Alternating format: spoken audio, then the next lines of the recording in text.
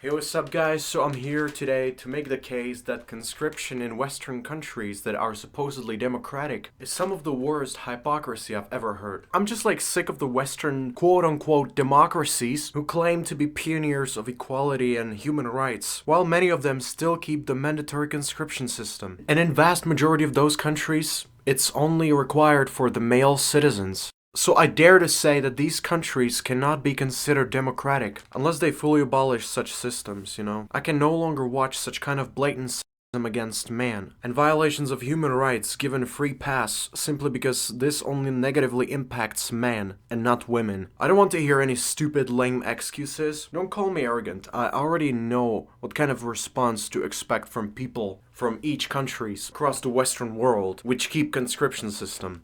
So the first country that comes to mind to a lot of people when it comes to conscription is Finland, known for its military presence. Finland recently joined NATO, but regardless of that, the typical Finnish guy would come to and be like, "Oh, and Suomi, conscription is the best way to protect your country with small population, and we consider it an unquestionable duty to the homeland that every male has to endeavor, regardless of their free will."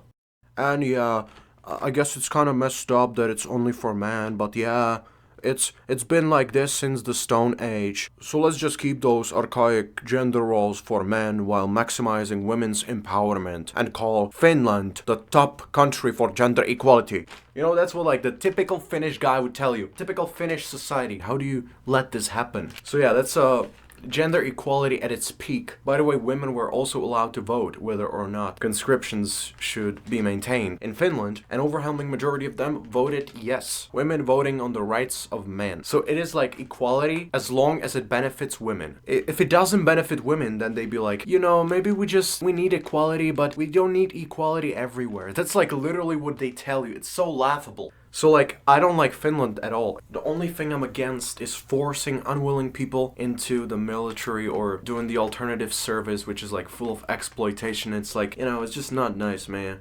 Okay, now let's move to another country that I've already made a couple of videos on this YouTube channel, and this is Austria. As I said, I made a couple of videos already, but I'm still not done yet. There's a lot more to cover regarding Austria's compulsory military service, so a lot of Austrian people would probably argue and say oh, but you can choose the Zivildienst, which is the alternative civilian service instead, I would rather call it a longer version of forced unpaid servitude, because the salary you receive during your civilian service is not even close to the minimum wage in Austria. So it is an absolute joke. It's an absolute mockery. And of course, it's only imposed on man. So it's rather a sort of punishment for not going to the army, rather than nice alternative, oh yeah. So both of these services, quote-unquote services, share the same level of exploitation, I would say. The civilian servants are usually overworked and yet paid below the minimum wage. It's probably even worse in some ways. And now let's talk about the military service, because I can't even start talking about it seriously. I just have to say that it is utterly pointless idiocy, serving no other purpose than nationalistic flag waving to provide sadistic torture with victims to abuse, and those victims are of course the young males who have no choice but to obey and do what they're told. It's just we can abuse you in whatever way and get away with it because all of this is masked under propagandist terms like patriotic duty and other BS, And I'm not even mentioning the female defense minister and other women in the government who claim to be feminists, and yet they publicly support this system, which is just blatantly sexist, So that's a big double standard right here. If you look at it from the public point of view, most men in Austria don't want to serve.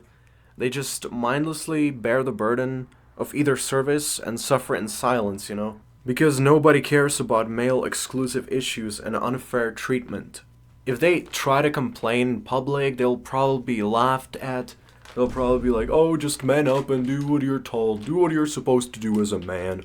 And that all of that in a country that is supposedly democratic, that is supposedly, gender pro-equality, blah, blah, So the conclusion, I would say, is that the Austrian public completely overlooks this blatant discrimination, and it's sad, Okay, so now let's move on to the Baltic states. You know, the Baltics were unfortunately finished by Latvia, a country that reintroduced conscription in January this year, just the same way that Lithuania did in 2015. Once again, the Baltics are another sad example of gender-based discrimination that is fully tolerated, even by seemingly progressive groups.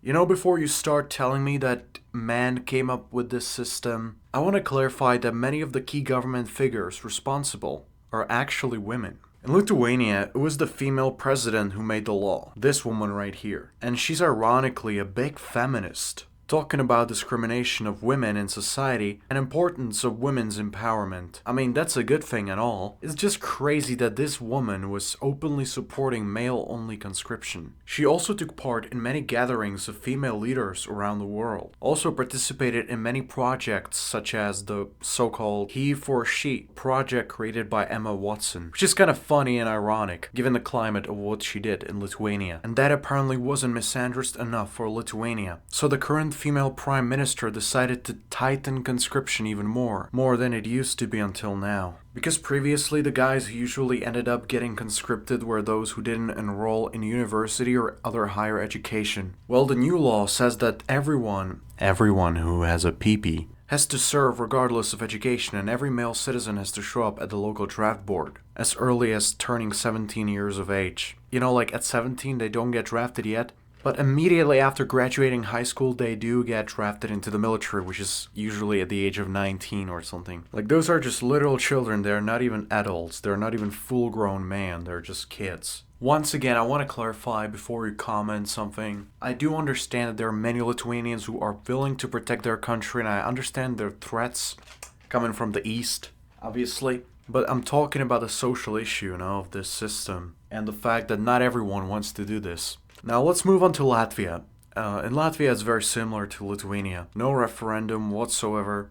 Just one person in the government making decision about thousands of young men who have no say. As the last one of the Baltics, we have Estonia here on the list. Well, Estonia never abolished conscription, and although most of the surveys show that about 90% of Estonians want to serve, I highly doubt it. Like, the general public perception of the military service in Estonia is absolutely wrong. It's usually labeled as discipline and pride and stuff like this, and is just a cover phrase for abuse and coercion. It's like a way to justify stripping away personal autonomy and subjecting individuals to dehumanizing treatment, including, shaving hats, restricting freedom, forcing communal showers, constant yelling, no privacy whatsoever. These are not about discipline. They are about humiliation and control.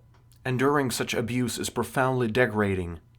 And anyone who supports forcing people into this environment must lack empathy and concern for human dignity. It's really sad to hear people supporting this system, forcing young people into this pure cruelty. It takes away their freedom and treats them like objects, not people. This isn't about discipline. This is pure exploitation and abuse.